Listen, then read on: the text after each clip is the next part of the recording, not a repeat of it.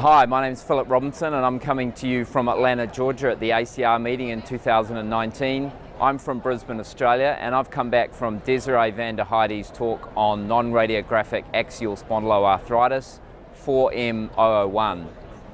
Desiree went through a case and then she emphasised the importance of not using the ASAS axSpA criteria to make a diagnosis.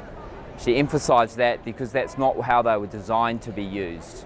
It's important that you take a good history, you look at the different factors, you look at the laboratory values, and you look at the imaging, and you make a diagnosis based on that.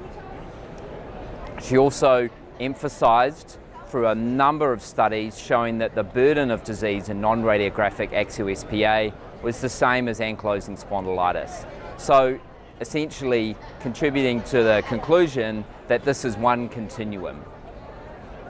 And we see that looking at disease activity based on clinical trials as well, because the trials using certolizumab used across the range of disease, and we saw response rates that were the same.